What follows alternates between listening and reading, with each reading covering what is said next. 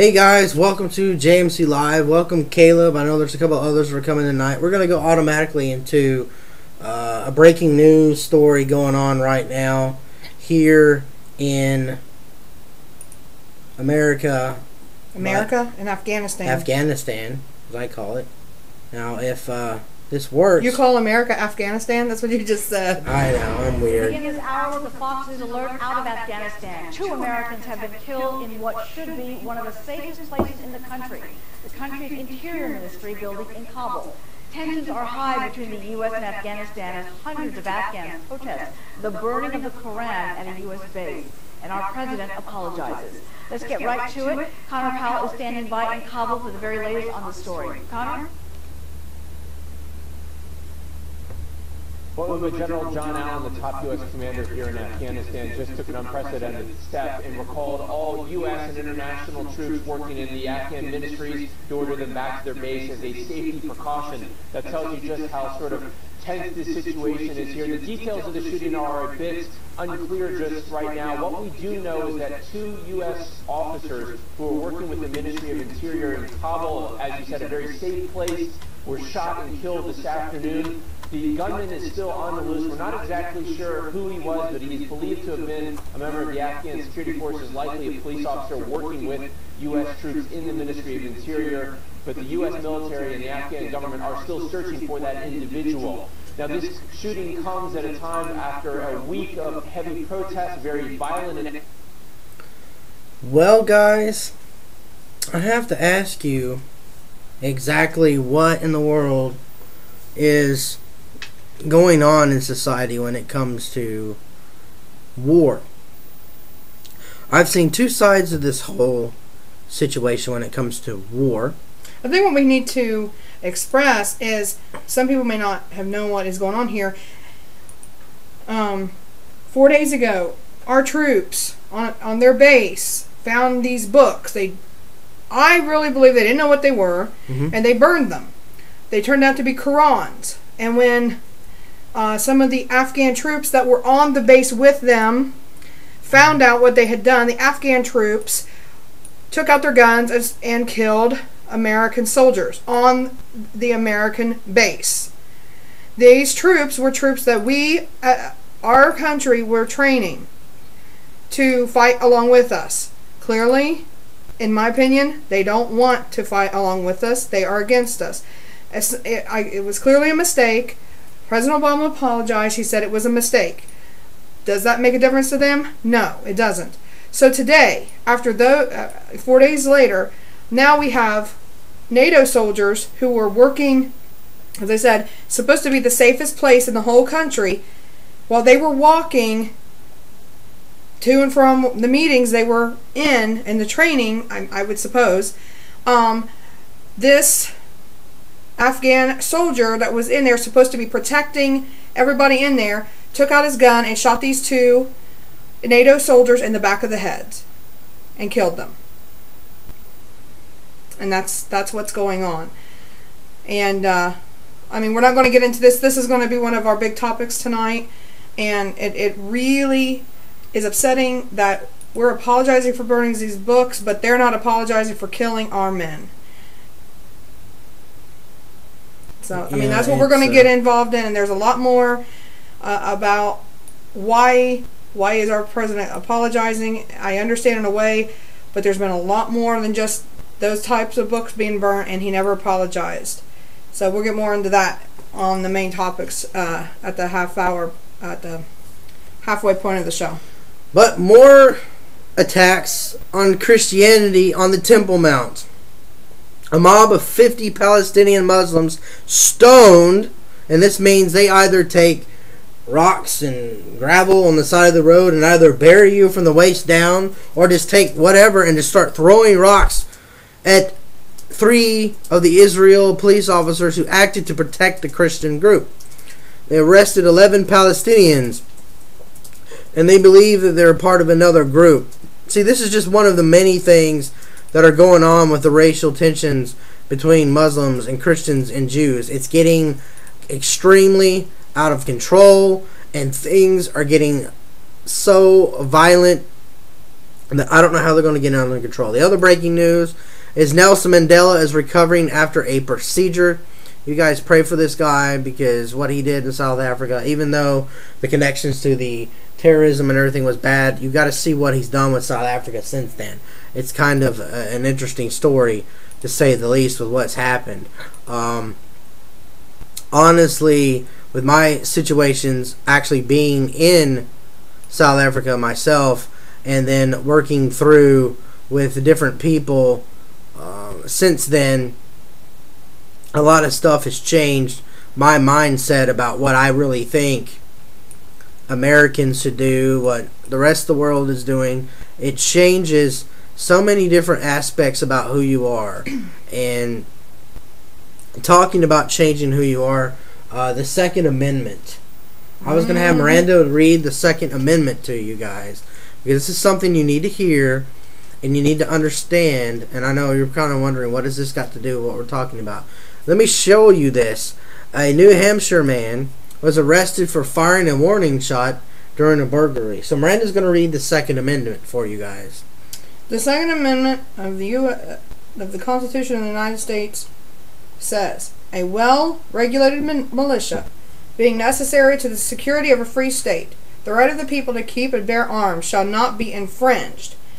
Well, this man has had his amendment right infringed upon, because he saw a burglar coming out of his neighbor's house after robbing the house, and he took his gun, which he had a permit for, he has a permit and everything for, and allowed to have it, and he fired a shot into the ground to scare the burglar off, and he then held the man at gunpoint until the police came.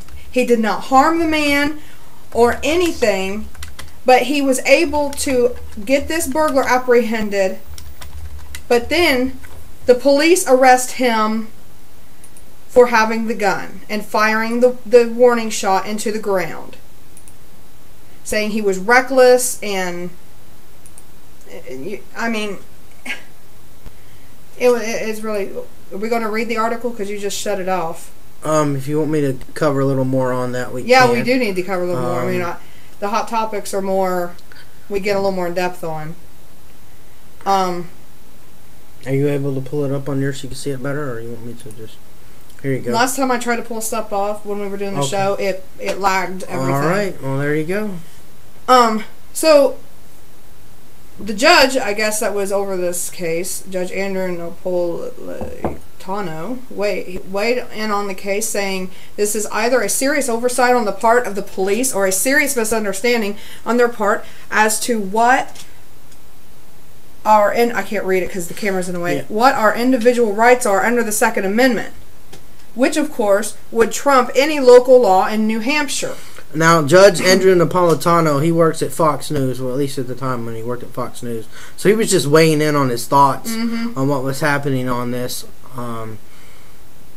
Honestly, back in Texas... And the former judge cited 2 Supreme Court decisions which rule that if you legally own a gun, you can use it on your property to protect the people who live on the property. He thinks that the police will probably make the argument that this case is different because the suspect was coming out of a neighbor's home. It was not on Fleming's property at the time that the shot was fired. The judge also predicted that the case will not be tried and Fleming will never be prosecuted. Let's hope the judge is right. I mean, anybody who would, I mean, it would be as if you saw somebody being beaten up and you go over and drag the guy off of the person and you punch them to get them off. You're going to jail because you tried to protect that person. That's the same. It's the same thing. Only you used your hand and not a gun. What's the difference? You're trying to protect somebody and their person, their property from being assaulted or robbed or whatever. And I mean, why should you be... He didn't harm anybody. He helped his neighbor. I mean, wouldn't you rather have that guy living next to you? I would. I mean, he's going to look out for you, and you look out for him, and we're going to get these criminals out of the community. I mean, and behind bars where they belong. You know, this... I see where they're going with it in two ways, but I don't well, agree New with Hampshire has these funky-dunky laws that they think can override the Second Amendment of the U.S. Constitution. And I think that's the problem. These states are writing these laws that are unconstitutional. It's infringing on people's rights. Infringing on people's rights. How many times has that happened in American history? I mean, it gets to this point where it continually gets out of control and you can't figure out exactly how society should be. But on another note, and this is something that's been really big, and depending on who you know, you've heard about Jeremy Lin. Well, he's the basketball star, and he's not really from China. He's from Taiwan, for those who want to get it correct. He's also a Christian, and he's playing for the New York Knicks. Now, I know this is a really big thing that a lot of people are talking about. He went from unemployed to working this. Like, he graduated at Harvard and everything. He has this long story of just following God. He was teaching Bible study at college and everything that's going on. And honestly, you know, between Tebow and now, you know, Mr. Lin here, I believe we're in a situation where I think more Christians need to stand up for their faith in other sports and it's sad because or other business. Did you hear about today about the other basketball player on some other team tweeted? They found a tweet that this other player on some team had. It was basically almost a racial, very mean and rude, basically a bullying, you know, cyberbullying tweet about Jeremy Lin, and there was really no cause for it. And I feel bad for him. At the same time, I mean, the moment you open your mouth and share your opinion, somebody's going to be there to attack you. So it doesn't really matter what you do. If you're in the public, and if you're out in the public spotlight, then there's always going to be people that hate you. Yeah, that was one of the things I was reading today, and I'm going to briefly pause. I'm not going to cover a lot on it. Just letting you guys know, I just finished reading the Courageous book here, and Courageous Living, Dare to Take a Stand, by the executive producer of Courageous and Fireproof, Michael Catt. I'm assuming I'm saying that right. But here it is, Michael Catt, C-A-T-T. Yeah. There's a section in here where he talks about persecution, and we're going to be using some of this content and how it means to me and how it means to Miranda, because we went up to probably the next to last chapter all in one day. It was like really insane how quickly I read this. There's like how many chapters? 10 in here? Yeah, there's an epilogue, so it makes it like, about 140 some odd pages, 150-ish, with some notes in the back for those who want to really look up, you know, the stories. I highly recommend you guys reading this. You'll kind of wonder what I'm talking about here in a little bit. I also think, real quick, I mean, another hot topic is the gas prices. Gas prices. People are, I mean, they're saying already, I mean, they're over $4 in California, and they're saying they're going to go up to $5 before. And we have $6 gas in Florida. I mean, the food prices keep going up, and the gas prices keep going up, and electric bills are going up. I mean, there are people, AEP here in Ohio has raised their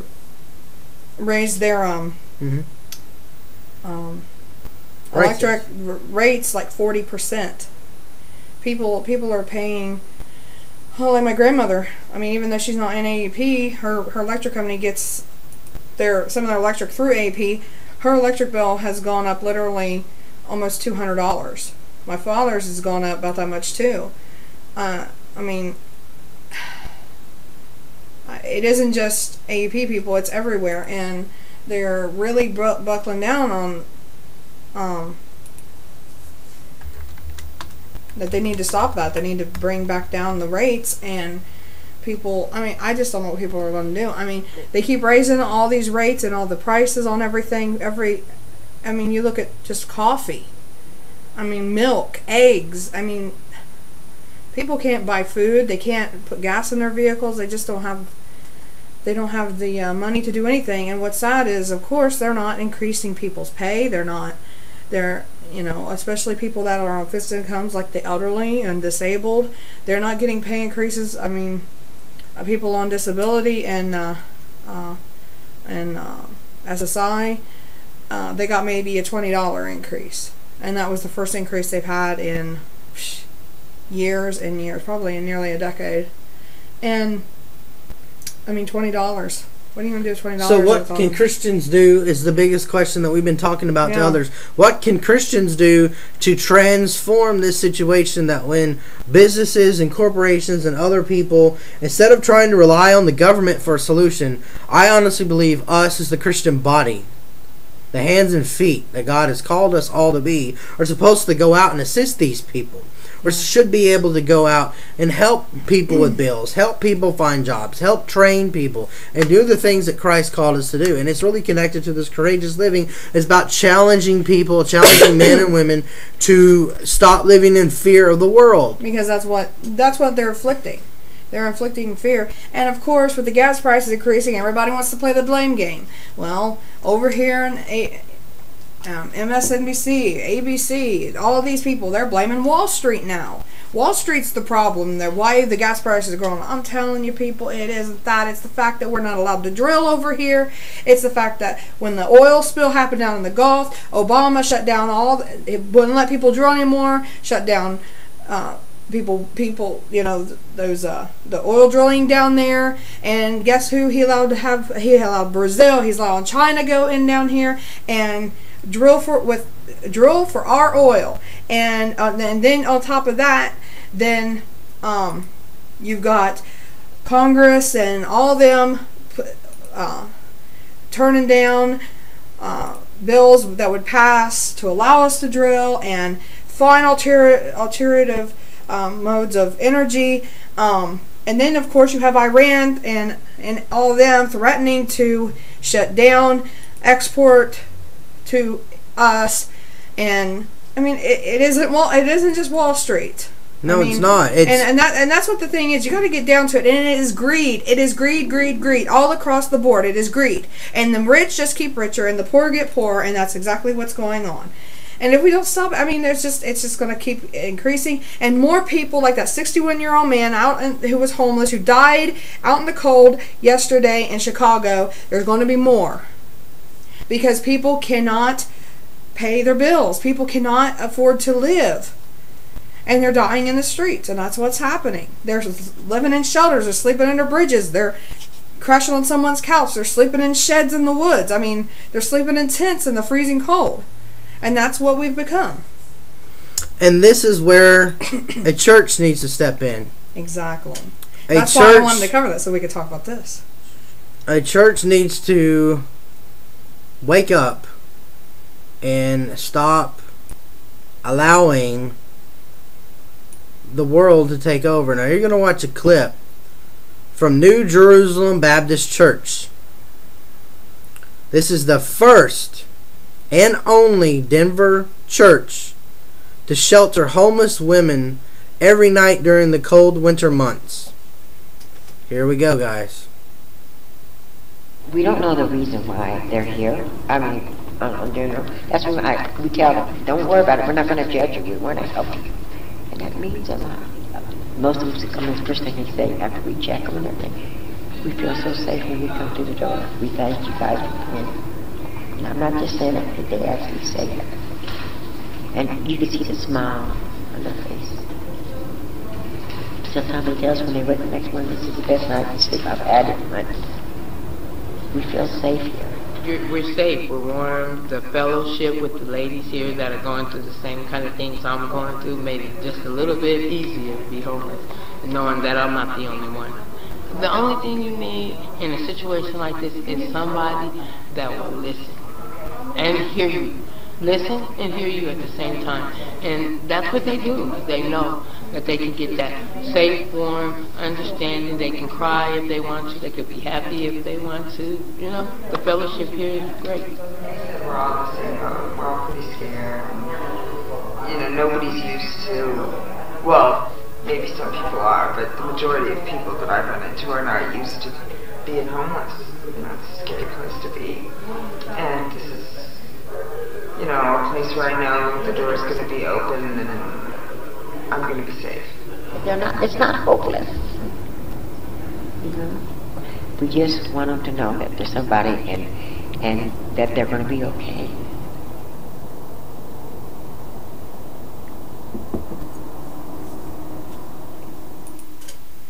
Okay, guys. Kind of curious for those that are in the chat. You can start talking about it more and more and more. But this church is about 38 years old, and they started taking in these women just a few months ago. And they don't really have any money. They're not making any money off it. All the money that goes in church goes back out to the community.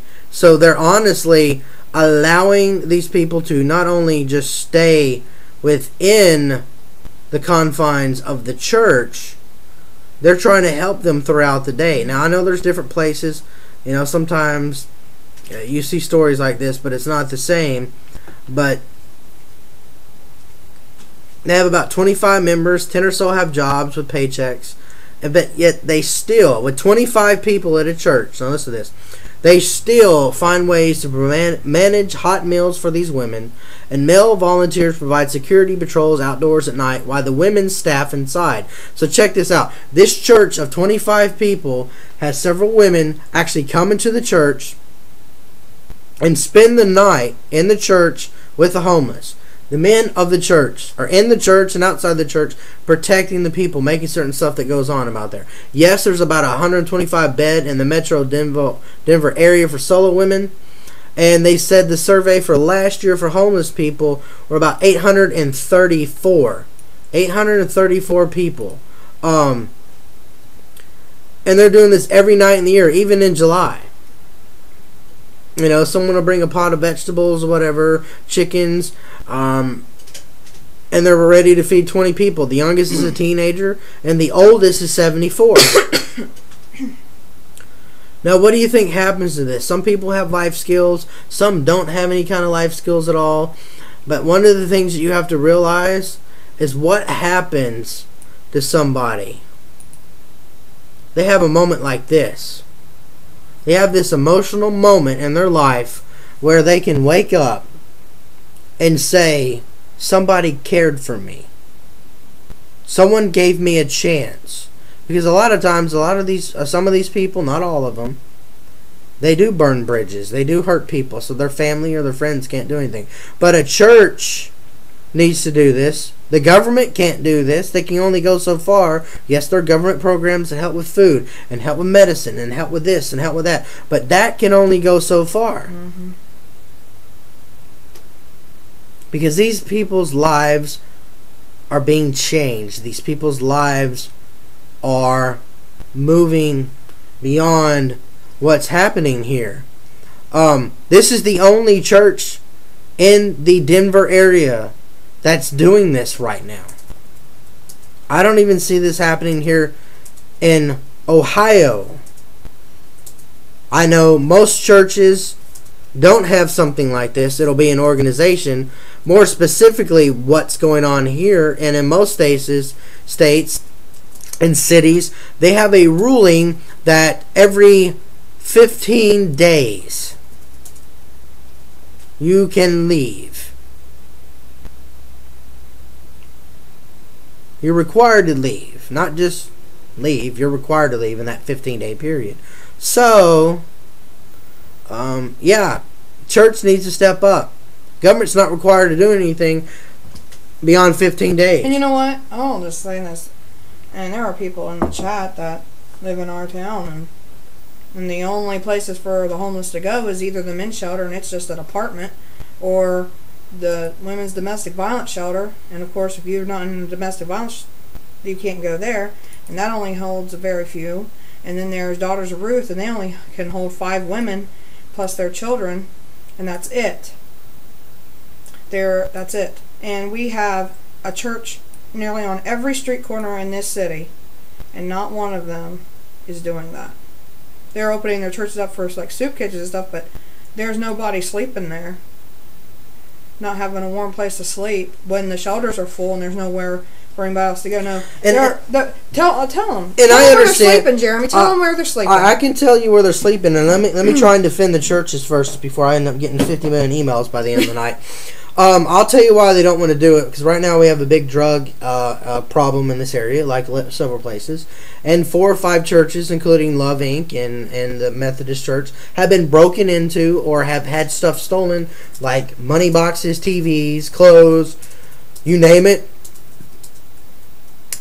Things have been stolen. And yes, that's the reason why the Salvation Army was originally started, was so there would be a place for things to happen. Well, guess what? Right here, we don't have a program for in the evening like that with the Salvation Army. You go in a bigger city like Columbus, Cincinnati, Cleveland, yeah, you got shelters you can stay overnight. Down here in our 22,000 population, no. Where are they sleeping, Miranda asked. You know, I said I specifically know where they're sleeping because I've met them. They're sleeping either on the ground, under bridges, they're sleeping on people's couches, and they're also sleeping right next to the river. And they're also sleeping in abandoned homes. In abandoned homes. And here's a little tidbit that you're not going to hear about in the news anywhere. There have been people in Ohio sleeping outside and froze to death. It was literally frozen, stuck to the ground, that when they picked their body up, part of the ground went with them.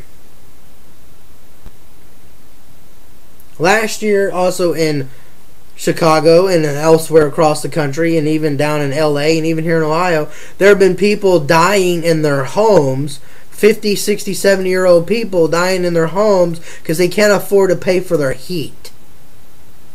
And they froze to death overnight in their own home. So homelessness goes way beyond just being on the street anymore. If the prices of things continue to go up, you could be homeless in your own home because you can't pay for your own heat.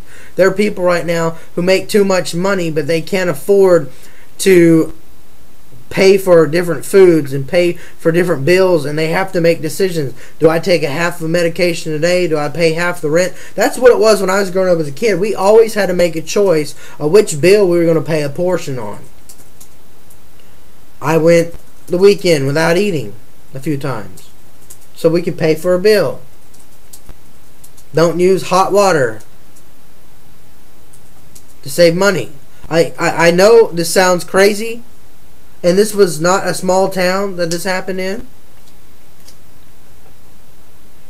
It's about finances. I understand. To have a homeless shelter, to be able to take care of people, you have to have programs established, and those people that are willing to serve. Because it could be me and Miranda wanting to sit here and save everyone in the world, but if there's no one else that listens to this show, there's no one else who shares what we're doing, then the message can't get out, and we can't help someone else. That's why we do this show. It's because we want to share a message with you of things that should affect your life. Sometimes we preach, sometimes we just share stories. Yeah, that's what we're doing tonight. We're sharing stories. And these are stories that will be connected to sermons all at the same time. That's the way we always have done this, because we want you to see, we don't want this to be a news program. That's not what we want this to be. We want this to be a place where you can go in a chat room and you can make friends. You can go and hear and talk to us and find out what's really affecting our society. Now this next story, it might get some people upset, but then other ones... I know it's going to get a lot of people upset, because I know some of my ministry partners that do have these things. Mm-hmm. So I'm kind of curious though how many would want to do this. This is something that always divides people. Tattoos. Yeah, here you go. I found this article today. Emergent church members. Now, Emergent Church is they're non-denominational, but they call them emergent churches because that's kind of like what they follow under. The name they've gotten. Anyway, the pastor of this emergent church, this one emergent church, he is telling his church members to get tattoos for Lent. And now some people think there's nothing wrong with tattoos, But there are a lot of people and Christians who think there are problems with tattoos. That, as it says in the Old Testament and the New Testament, you know, your body is the temple, is the church, is the temple of Christ, and you should not do anything to harm it or scar it or pierce it or anything. But I mean, we're kind of like opening up. What are your thoughts on this, chat room? And should a pastor be telling his? I mean, go scroll down. We want to read a little bit. Anyway, the pastor is telling the church members in Houston, Texas, to get tattoos of symbolizing the crucifixion and death of Jesus. And then whatever tattoos these people get will be displayed as artwork in an exhibit for Lent, Stations on Skin, as it's called. This art show is something we do every year to share the story of Jesus with our city, says this pastor on an interview with the Christian Post. He says, this year we wanted... I can't read it, Jeremy. You're going to have to scroll. He said... this year we want to engage in an art form that has not been embraced by the church, but it is common among people in our past of the city. He says next year it will be a different art form, maybe crochet. Miranda, there you go. We can have a crochet. I would rather crochet than get a permanent tattoo on my body. Let's just say that. Yeah, I mean, somebody in the chat room saying tattoos, I don't know, personally not for me. Yeah, what do you think? I think as a pastor, you shouldn't honestly be. I mean, I think you're going to cause division in your church trying to promote this. I really think that's going to cause more division than unity. Don't you think so, Jeremy? Well, knowing his church, that wasn't cause division at all, because they all accept tattoos as an open art form, and okay, that's the way their church does it. Okay. But don't you think that would cause a division in the community?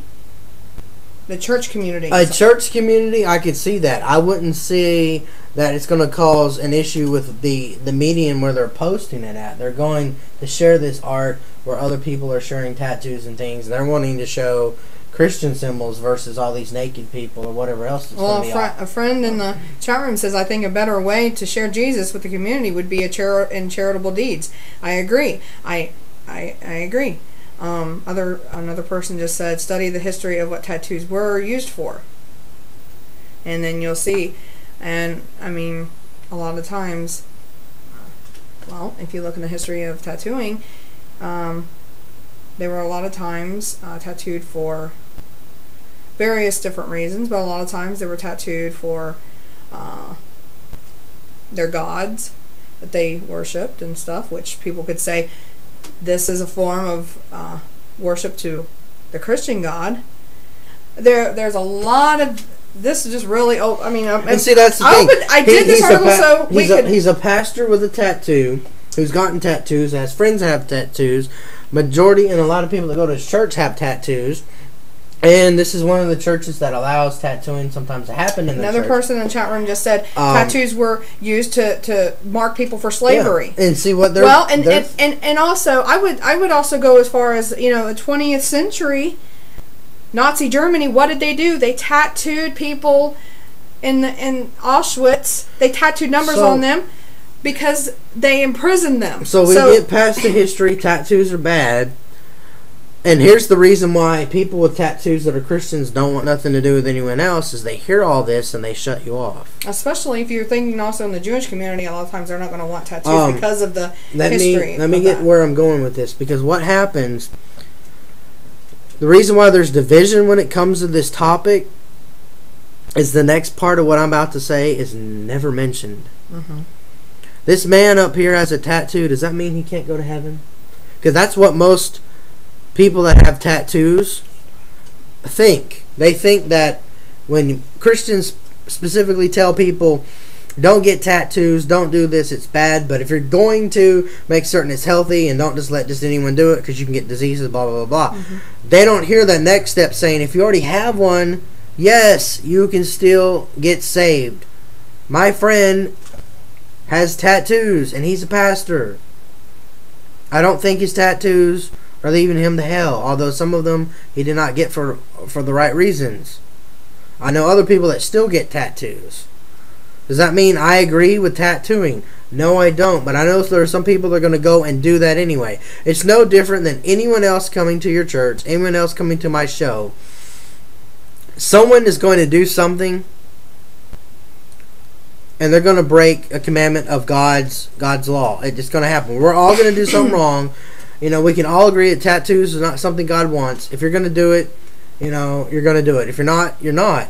So the question where it comes into that we need to work on is, how do you reach someone that does have tattoos? Instead of being focused on the tattoo as being the reason why they're not getting saved.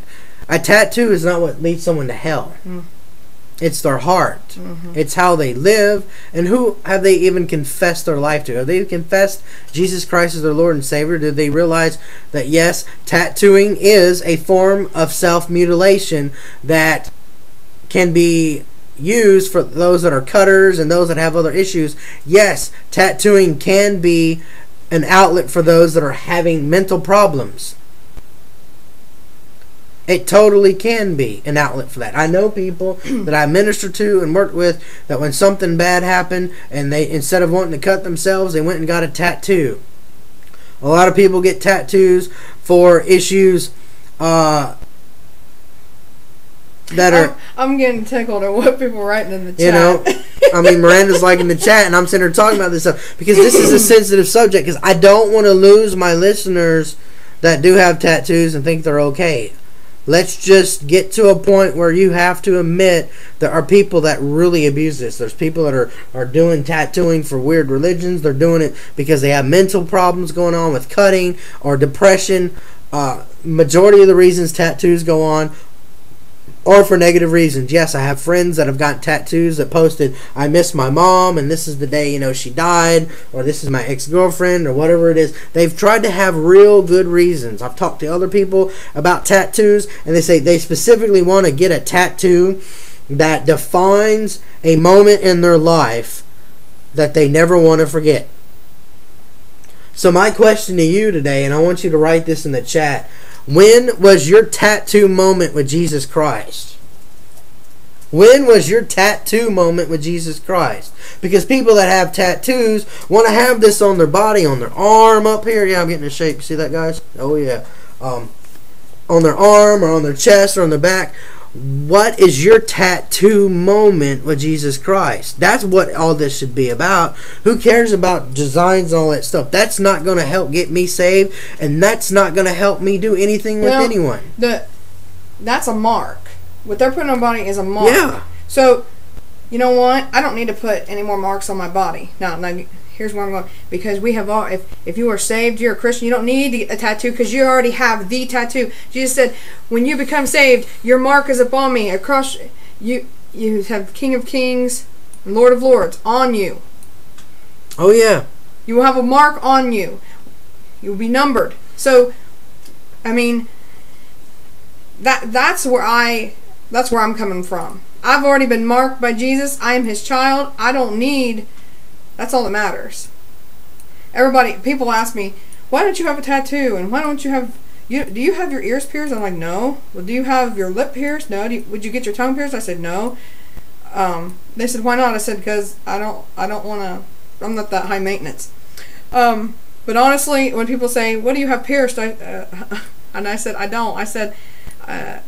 because when you get a piercing, you're putting a hole in your body, and I always say, well, the only holes I have in my body are the ones the Lord gave me. So. And I can't lie, guys. I have my left ear has been pierced, and I know because I tested it when I got in the Coast Guard. I could still put something in it. So I know about piercings. Now I did it only because my mom had it and my girlfriend at the time had it, and honestly, my ears were. It's my left ear. It took forever to get this thing pierced. So I understand about... The scar is still there, too. And the scar is still there. I still understand why some people did it. Because some of my friends that get tattoos and piercings because of severity of pain depending on body parts. Ears and in certain places, yeah, it's not that big a deal. Some of it's sexual, some of it's whatever, but it's to remember some kind of traumatic event or some kind of happy event. But like I asked that question a minute ago, what is your tattoo moment with Jesus Christ? If we have all these worldly situations where people die and live and have sex and relationships, this, that, and the other, and it gets you so excited and stoked to get a tattoo that you just want to show everyone or even remind yourself, where's your tattoo moment with Jesus Christ? Where's that moment where you really had something happen to you in your life where God changed your life and you really wanted something different and you wanted people to see what was so different? Well, I don't know if that's going to work. So my question to you guys is quite simply, what can we do and how can we get there? You know, Miranda, answer that for me. Ooh.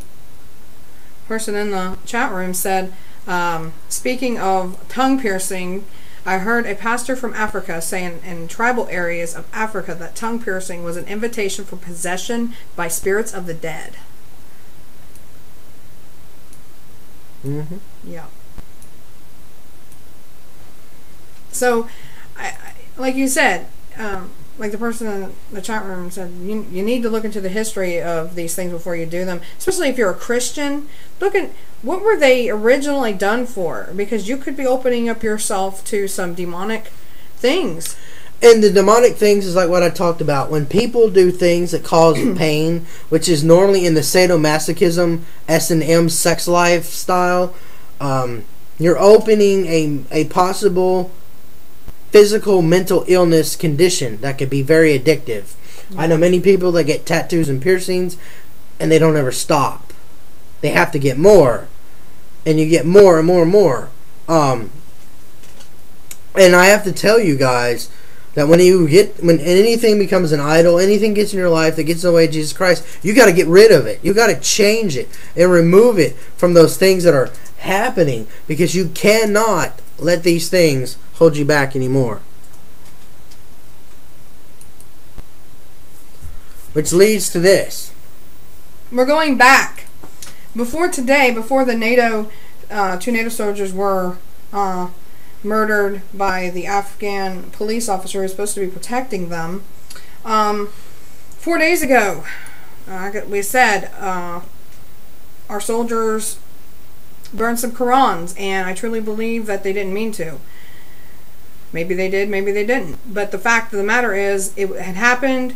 Obama apologized for it, and they are saying why he apologized is to aim to support safety and welfare of troops in Afghanistan. Well, clearly that isn't happening. They don't care that we apologize. They want blood.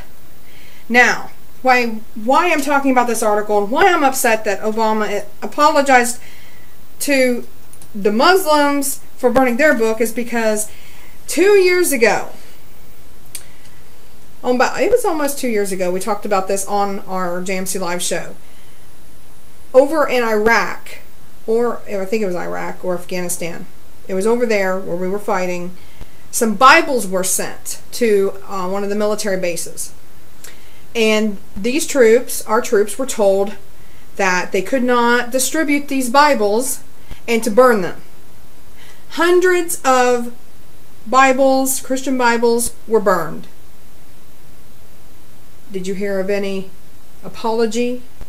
Did you hear of any rioting?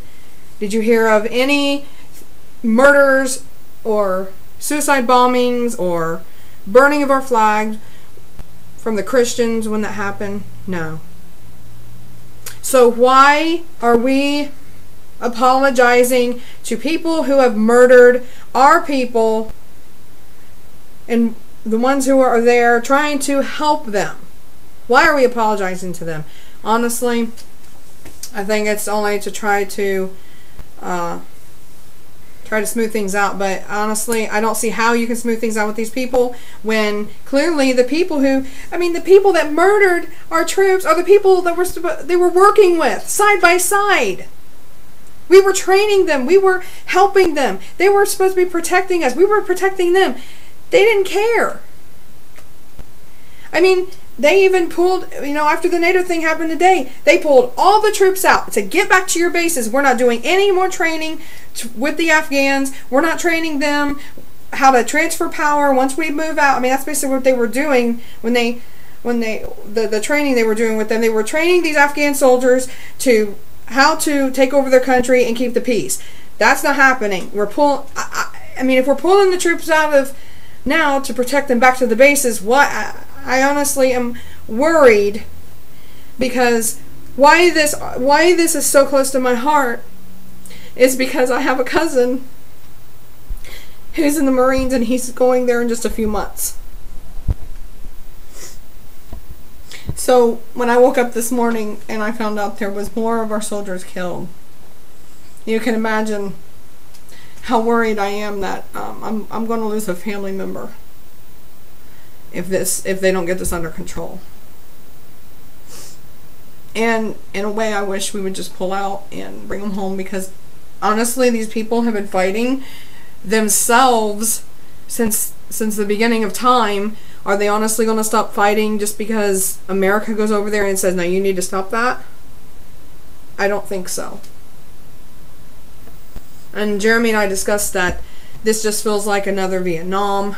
We've been over there longer than we were ever in Vietnam.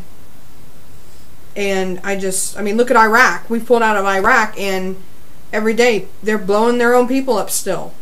20-some people died the other day. Bombings.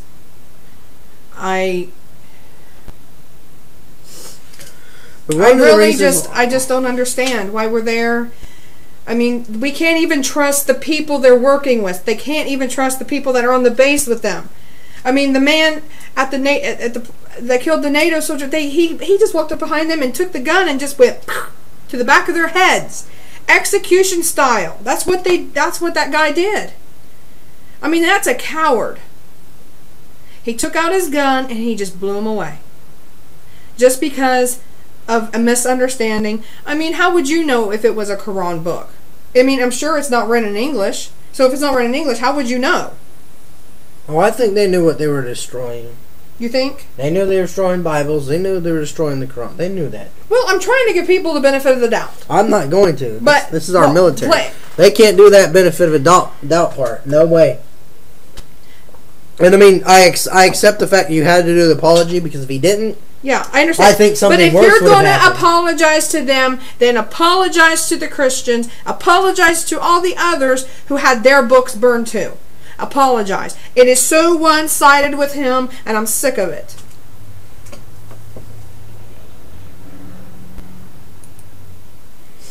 And we really, really need to pray for our troops, because they are in such imminent danger right now.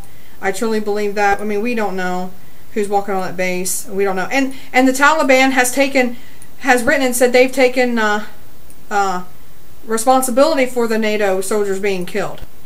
So how many of these Afghan soldiers that have been walking around are actually with the Taliban? If the Taliban is taking responsibility for it, then they must have people infiltrated in there.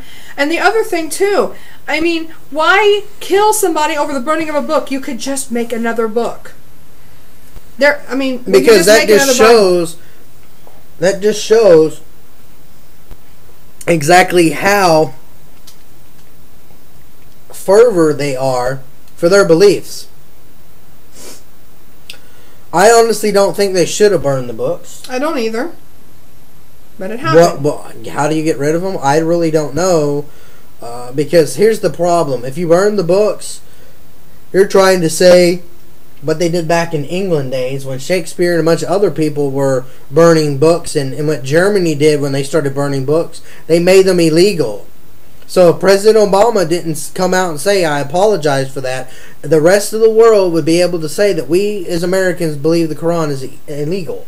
And that would have made a lot worse situation than what we have right now. I totally agree that he should have apologized, but as I've said before, How many other times have books been burned knowingly and articles been written and there was nothing ever sent of an apology? Check the audio. It's dead. It is? Yep. Let's just move on. Okay. So, let me finish with, please pray for my cousin Jonathan as he prepares to go over there to Afghanistan in the next coming months. We don't know when he's leaving. We don't even know if he can even tell us when he's leaving. But we know he is supposed to be going sometime this year for his first tour of duty. And he's only, I think he's 20 years old. And he's very young, and of course it's his first time ever going into war. So please pray for him, and also pray for the all of our troops that are over there, because I just, my heart hurts for them right now, because it's so senseless. It is so senseless. Yeah, it is. What's going on?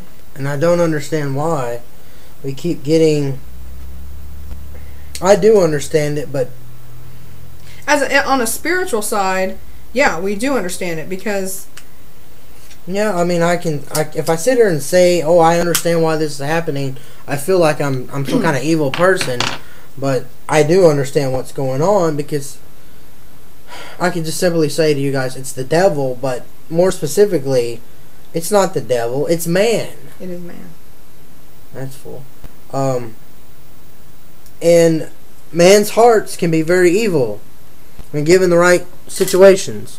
Guess we didn't check it. Which leaves me to, let's end on a good note, because we're what gonna do end on a you good note what tonight. do you yeah, because like This is depressing, our so. computer might be dead because he poured water on it. Our I didn't audio pour on it, our so. audio podcast died, so we don't have that.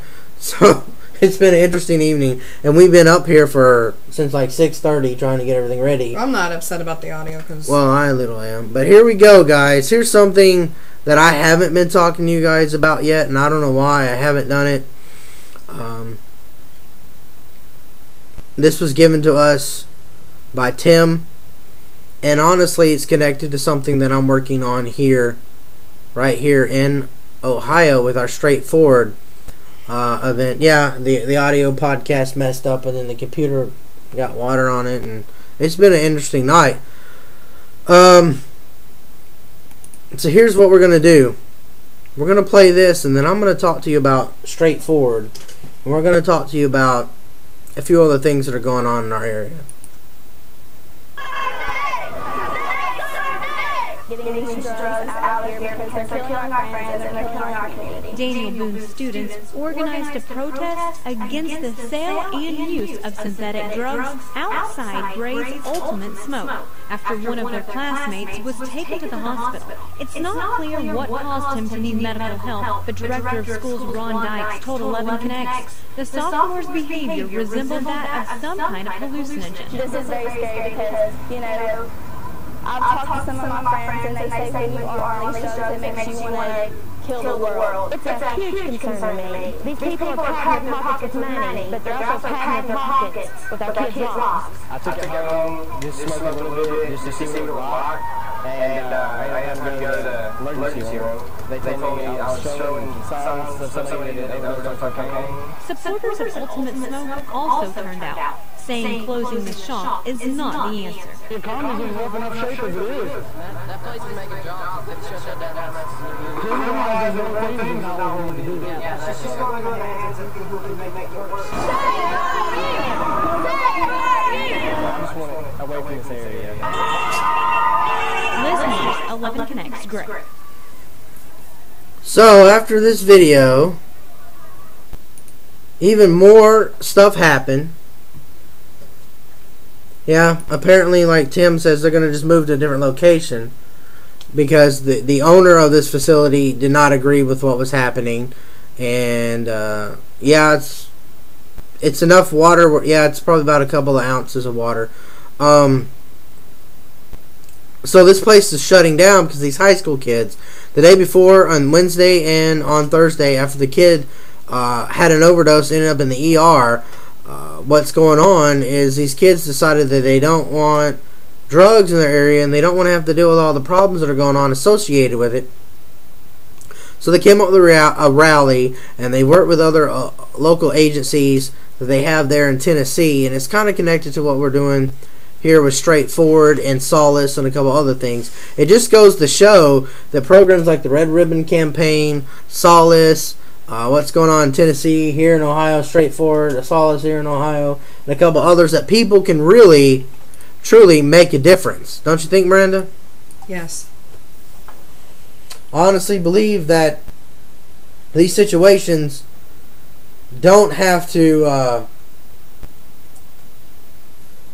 hold you back anymore. They don't have to control the different things that are happening in our world. Because, you know, drugs and synthetic drugs is what they were specifically talking about. If you don't know what that phrase means, synthetic drugs are like bath salts and a couple other things that you can buy in the store. I know my mom, when she was a kid, talked about bathtub acid. And she told me how to make it. It's like bleach and battery acid and a bunch of other weird crap. It's stuff that should kill you. It will kill you. But yeah, Caleb, I'll let you look at this laptop as soon as you can, just to make certain that there's nothing wrong with it. But I think that if we don't take this a step forward and continue to educate junior high kids and high school kids and college age kids and parents and adults of all ages, nothing is ever going to change. If we don't know anything better,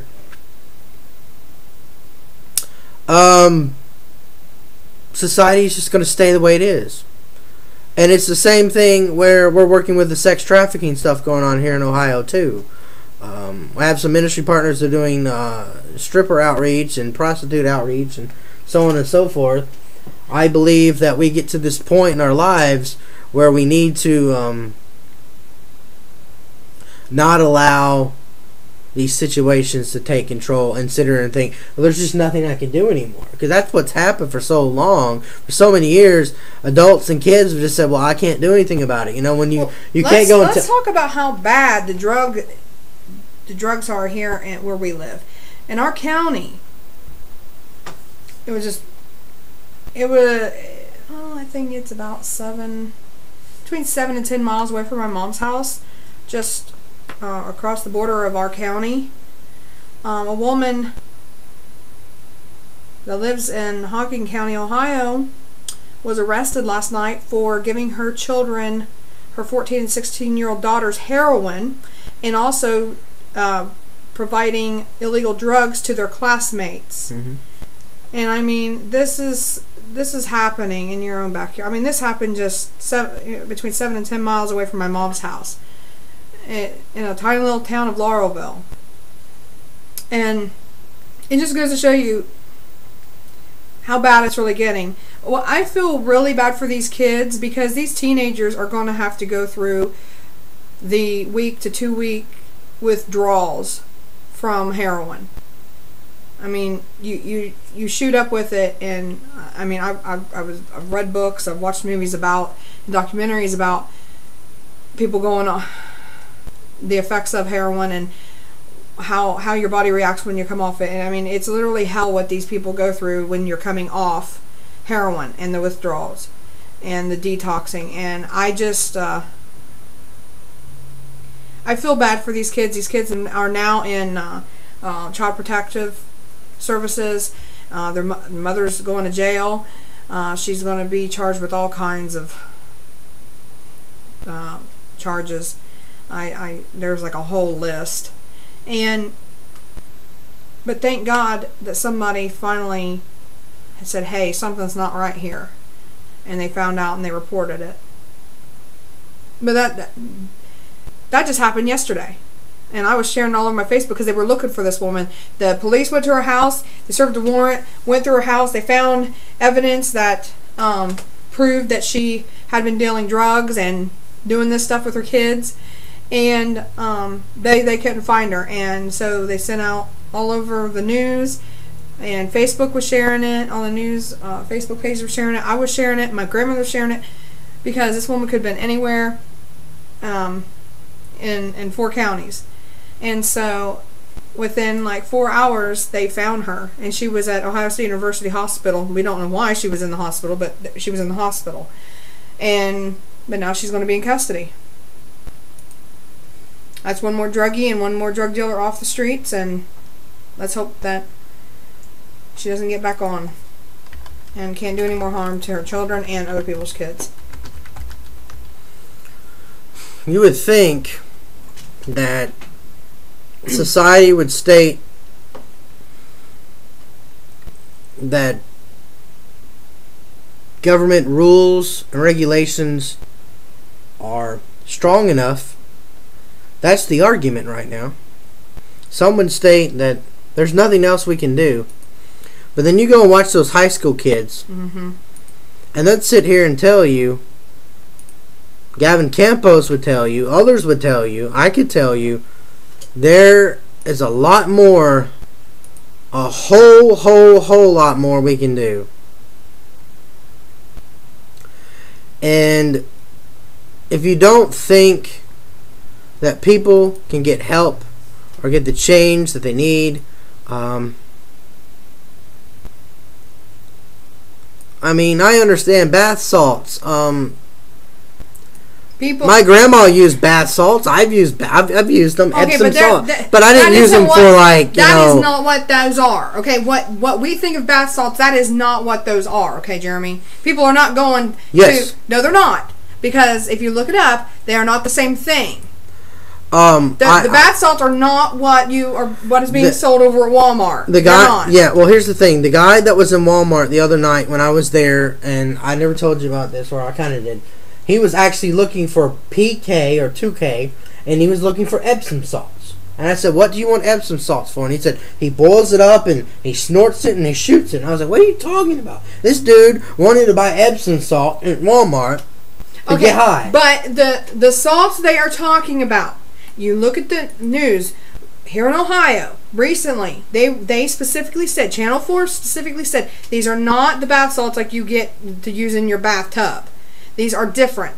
These are man-made synthetic drugs that are supposed to have the same reaction you would get when you smoke them or inject them or whatever.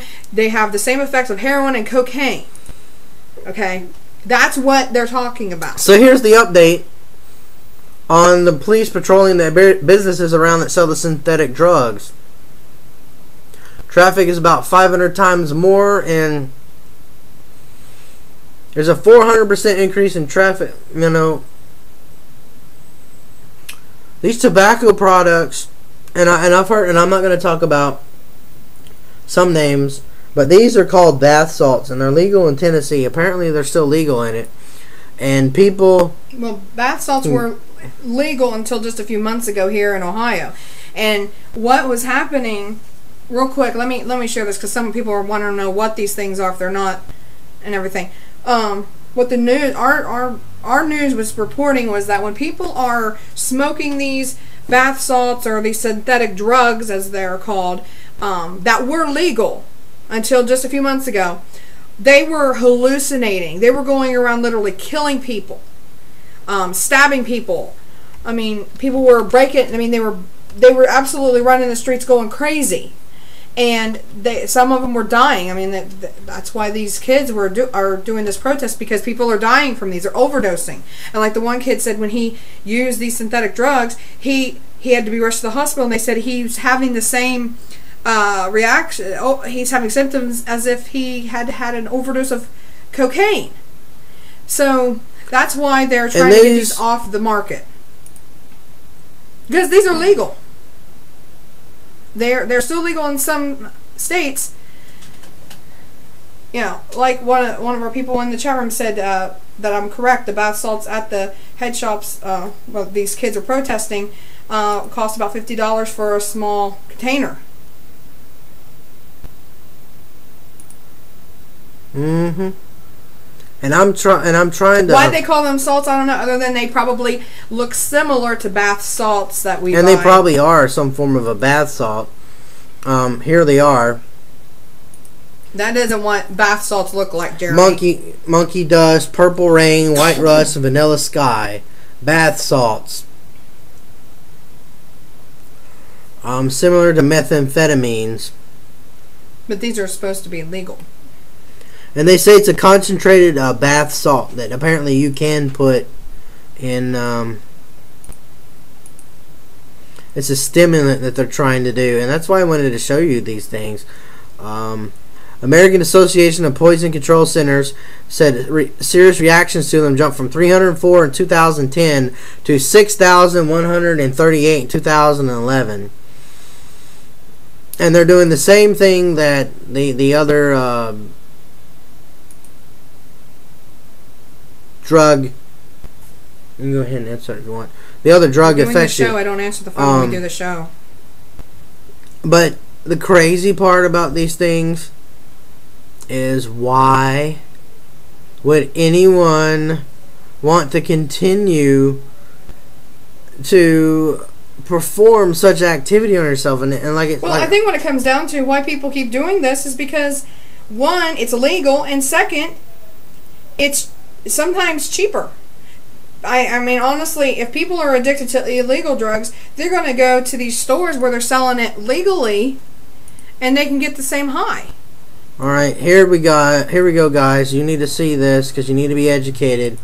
Alternative names for bath salts: Arctic Blast, Mystic, Snow, Ocean Snow, Bayou Ivory Flower, Bloom, Pure White, Red Dove, Route 69, Scarface, Snow Day, Snow Leopard, Blue Magic, Blue Silk. I mean, the list goes on and on. I'll post this link. This is from Dr. Oz. This is Dr. Oz. You guys need to know the name of all these things, because I've heard a lot of these in class. Mm-hmm. Oh, I've heard of the Cloud 10 and Vanilla Sky, and I mean, we really, they're dangerous. I mean, any drug that is abused is dangerous.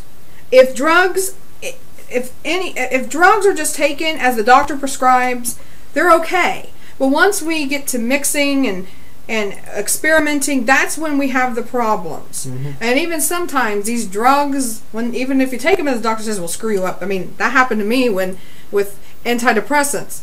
It flipped me out as if I was on something like these bath salts and flipped my brain out, and they had to get me off them quickly because it was harming my body.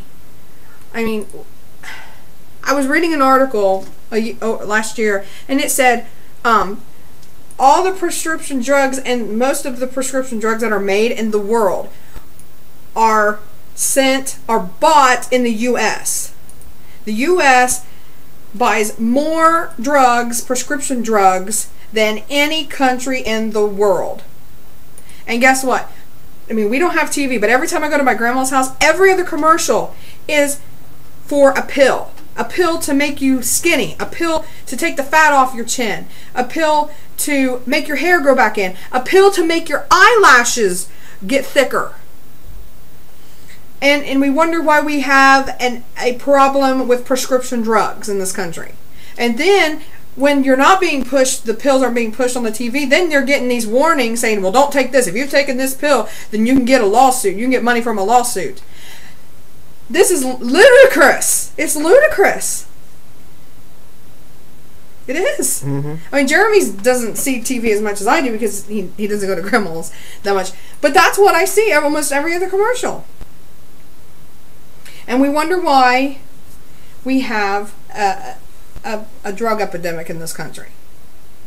That's why. Because between the media and the music and all the other sources that reach our family, friends, and kids every day, that's what they're hearing too much about. I mean, you can't go anywhere without hearing about Whitney Houston overdosing. I mean, it's in your face day in and day out.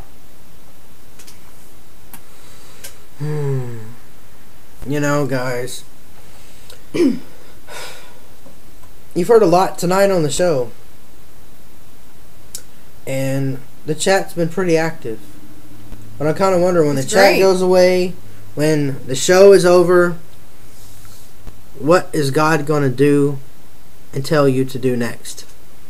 Are you going to be courageous enough to stand up and say that no matter what you're facing, no matter what you've been through, you're going to want to keep going. Why don't you share that part that you read to me? Which part was that? That part about fear. Fear. Well, that's the thing. Did you mark it? Because you should. I told you to mark it. Fear. Well, I didn't mark it, but fear is something that tends to hold us back. And if you think that fear is not something that's going to hold you down and not something that's going to take you out, then you're not understanding the whole situation and everything of who you are and what you're about in your life. Because I don't care where you've been, fear is going to be something that's going to paralyze you at some point in your life. And there was a lot we shared tonight that so much going on in the world that could entice people to fear. But it says in the Bible that when we hear about all these things happening in the world, we should rejoice. I mean, yes, we're going to fear a little bit, but we should also rejoice because we know that the end is near and we're going to go home. You know, like Miranda's been in bed a lot today. She's been very sick, been very, very ill. You haven't seen half of what she's been through or what I've been through or what we've been through.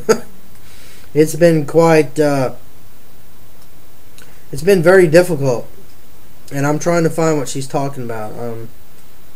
Who knows? Maybe I told her something that wasn't in the book. I don't know. Let's just put the book away. But honestly, what is the next step for you guys? Is what I'm curious with. Meaning, we do a show.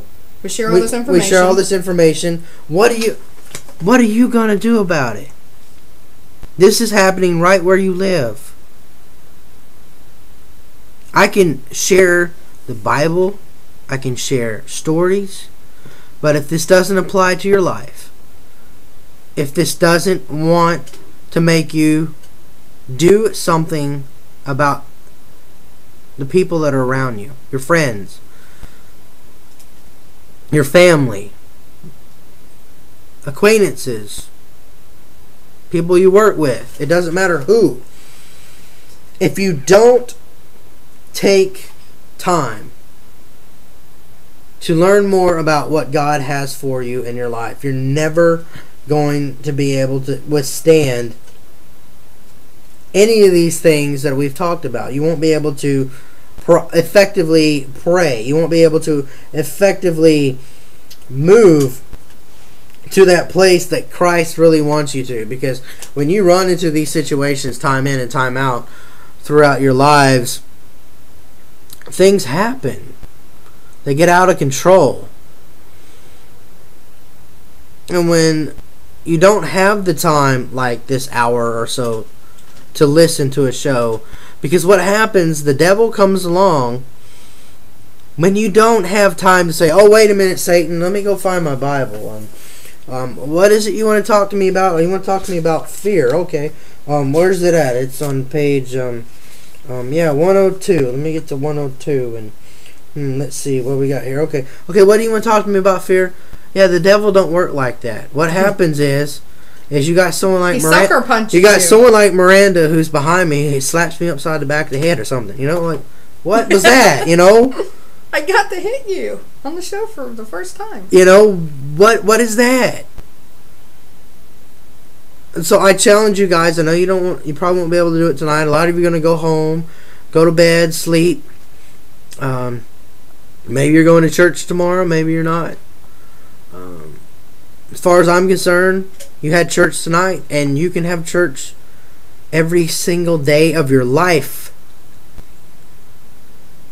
Every single day should have something, and I'm not talking about you just doing a bunch of good things to help people. I'm talking about getting out there in your lives and allowing your lives to be completely transformed by Christ. Because I realize if you're like me, you'll be doing something great for Christ, and then you'll get sick, or someone else gets sick, and you get focused on helping too many people, and then you forget about taking care of yourself. Because there's a balance here. I got too wrapped up trying to take care of her. I wasn't taking care of me anymore. Yep. That was my biggest issue. I know it from experience. You can get wrapped up helping people too much and not take care of yourself. The other side of the coin is you just don't know what to do. Honestly, all the things that you can criticize about that you don't like, it's probably a good indicator of a good focal point of something you might want to change. If you don't like the color green painted on your wall and you're allowed to paint your wall, go paint your wall. Go paint the walls of your life. Whatever that is that you don't like, that's probably what God wants you to change. And I'm not talking about your personal life. There's something out there you don't like. Well, I don't like this drug problem, or I don't like this sex problem, or I don't like this, or blah, blah, blah. The list goes on and on and on. But God can give you the wisdom, because God wants to use people that are weak. He wants to use people that aren't in the normal physical realm of I went and got all these degrees and I have all this experience and no, he'd rather use someone who's been homeless. He'd rather use someone who's been hurt and molested and raped and treated bad. He'd rather use someone who doesn't even had anything happen to them in their life. They grew up in a perfect family. God rather use things that don't make any sense to the world. Yep. All the things that we've gone through in our lives are supposed to be used to help someone else. And let's say you don't have friends that are addicted to pills, or say you don't know someone who's persecuted personally. You don't have ministry partners overseas and all that. You can still make a difference, because there's people out there who need financial support. They need friends. They need people to pray for them. They need someone to be willing to stop being afraid and honestly stand up and do something. And it starts by saying, God, what do you want me to do? Well, if something that we've done, you better be ready to do it. And if there's something that we as JMC Ministries, I've talked to a lot of people, and they can't even define what JMC Ministries is, which is quite interesting, because that's kind of what we wanted to be able to do, is not be able to be put in a box. Yeah. And we've accomplished that. Not deliberately. Semi-deliberately, yes, but when it comes to being able to say, define a characteristic, people can define our characteristics. It's about serving people.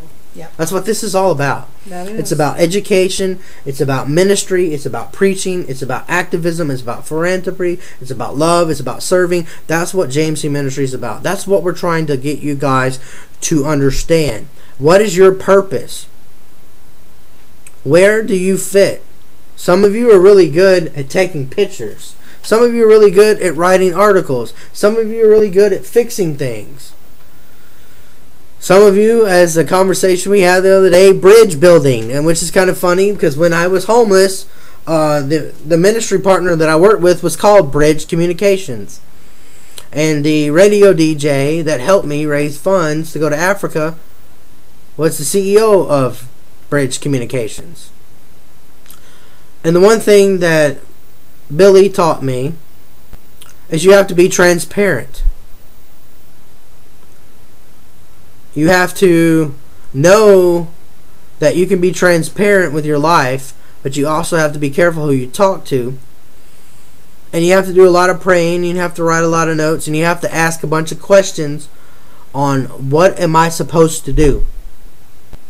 How am I supposed to get this whole God thing and understand it? Because I wanted to just sit down and talk with you guys about that, and let you know that when you're right where God needs you to be, everything falls right into place. Sometimes you'll move from California to California, to Ohio, to Texas, to Florida, to Illinois, to New York, even overseas to Africa. The list goes on and on. We love you, April. So, Miranda, you have any more notes that you want to share? Because I've just covered a lot. I want to know what you feel that they need to hear right now. Well, we do have new people that have never been on here before, and I think what it is we get on here practically every week, and we share all this stuff, but I don't want people thinking that we're some big people And we're, I don't know, up on this pedestal because we're right next to you. We're not any different than you. I mean, look at me. I'm falling apart. I'm only 30 years old. I'll be 31 in May, and you know, I'm falling apart. My body has given out. My body literally is like my grandmother body who is in her 70s. And so I'm just a normal person trying to share what's going on in our world to educate people. Because, I mean, people without a lack of knowledge, they're going to perish. If we don't educate ourselves and we constantly are ignorant, we're going to fall. We're going to fall for all the lies that the media throws at us, politicians, all these people. I mean, even everyday people that come up to us. That we're going to fall for that. And I really want to stress that we're just normal people trying to make a difference in the world, one person at a time. And that's kind of like, that's what our goal has always been. We don't want to be this big ministry. We only want to be as big as God wants us to be. And we only want to go as far as God wants us to go.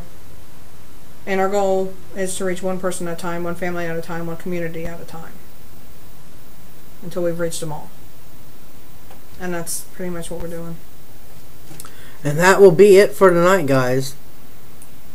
We want you to be challenged today to stand up for your faith in the midst of the storms of your life, that these things don't have to stop us. That just because there's something bad out there, it doesn't mean it's the end of the world. Although even if it is the end of the world, we're supposed to already know that's going to happen anyway. So live like it's the end of the world. And remember, live everything for Christ. And remember that in the end, we win. Yes. So God bless, and we'll see you next week.